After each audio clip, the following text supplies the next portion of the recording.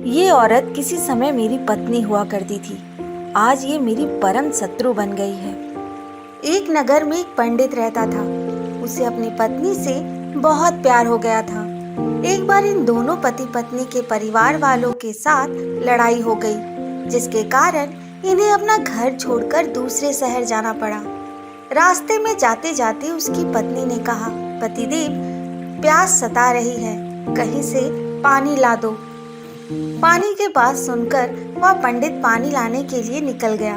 जैसे ही वह पानी लेकर आया तो देखा कि उसकी पत्नी मरी पड़ी है। उसे देखते ही वह जोर जोर से रोने लगा। उसे रोता देख ऊपर से आवाज आई, हे पंडित, तुम इसे अपनी आधी आयु दे दो, ये बच जाएगी। इस आवाज को सुनते ही पंडित ने सच्चे दिल से 3 बार कहा, हे भगवान, मैं अपनी खुशी से इसे अपनी आधी आयु दे देता हूँ। सच्चे दिल से की हुई प्रार्थना स्वीकार हो गई। उसी समय उसकी पत्नी जीवित हो गई। फिर दोनों ने मिलकर पानी पिया, कुछ जंगली फल खाए, इसके पश्चात चल पड़े। थोड़ी दूर जाने के पश्चात वे एक बहुत बड़े गुफा में जाकर विश्राम करने लगे। फिर पत्नी ने कहा, मुझे बड़ी जोर से भूख लग रही है। अपनी पत्नी की बात सुनकर पंडित उसी समय भोजन लाने के लिए चल पड़ा। पंडित के जाने के पश्चात वहाँ एक लंगड़ा गायक आया।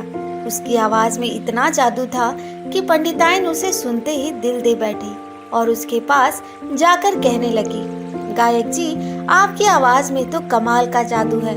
आपने मेरा दिल जीत लिया है। अब तो तुम मेरे तन को भी भा रहे हो। मुझे जीवन का सच्चा आनंद दो, यही मेरी इच्छा है। इसे तुम्हें अवश्य पूरा करना होगा। लंगड़ा गायक उस औरत की बातों में फंस गया। प्रेम जाल से आज तक कोई नहीं बच पाया। बस दोनों ने खूब आनंद लिया। इसके पश्चात स्त्री ने कहा, गायक, अब आप भी हमारे साथ चलोगे। इसी बीच पंडित जी भी भोजन लेकर आ गया। जैसे ही पति पत्नी भोजन करने लगे, पत्नी ने कहा, देखो जी, ये लंगड़ा गायक है, इसका इस दुनिया में कोई नहीं।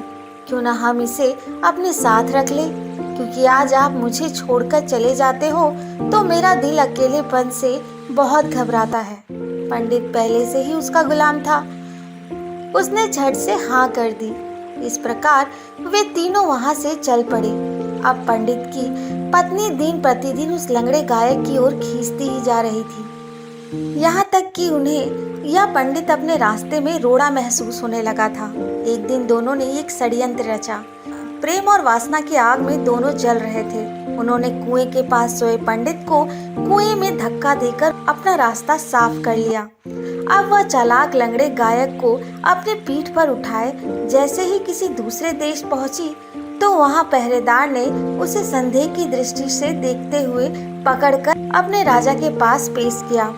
राजा ने उस औरत से पूछा, ये लंगड़ा कौन है? ये मेरा पति है महाराज, क्योंकि ये बेचारा लंगड़ा है, चल फिर नहीं सकता। इसके कारण लोग इससे घृणा करते हैं। मैंने इसी दुख के मारे अपना देश छोड़ दिया और आपकी शरण लेने आई हूँ। राजा उस औरत की बात सुनकर समझ गया कि ये बेचारी बहुत दुखी है।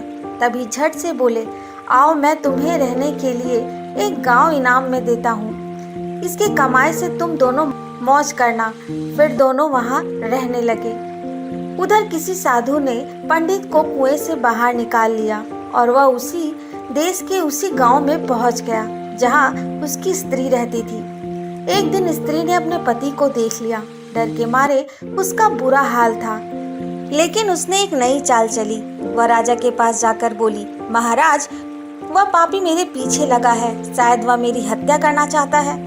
राजा ने उसी समय उसे बुलाया और औरत के कहने पर फांसी की सजा दे दी, लेकिन फांसी देने से पूर्व उसने पंडित की इच्छा पूछी। तभी उस पंडित ने उस पापिन पत्नी की ओर देखा और गौर से देखते हुए कहा, देखिए महाराज, ये औरत किसी समय मेरी पत्नी थी, आज ये मेरी परम शत्रु बन गई। राजा ने आश्चर्य से पंडित की ओर देखा, जैसे उसके बात पर विश्वास हो गया। इसलिए उसने कहा, हे पंडित, तुम कोई सबूत दे सकते हो? पंडित बोला, महाराज, इसका सबसे बड़ा सबूत यह है कि चतुर नारी भगवान का नाम लेकर ये कह दे कि मैंने अपने पति का लिया हुआ जीवन वापस किया। सभी लोग इस विचित्र बात को सुनकर हैरानी से उन दोनों की ओर देखने लगे। राजा ने उस औरत को ऐसे करने का आदेश दिया। राजा के आदेश का पालन ना करना मौत थी। बस वो औरत डरकर कहने लगी, मैंने अपने पति का लिया आधा जीवन वापस कर दिया। इतना कहते ही वह पापिन मर गई। राजा ने आश्चर्य से पंडित की ओर देखा और कहा, ये क्या हुआ? फिर पंडित ने राजा को उस बेवफा औरत की सारी कहानी सुना डाली।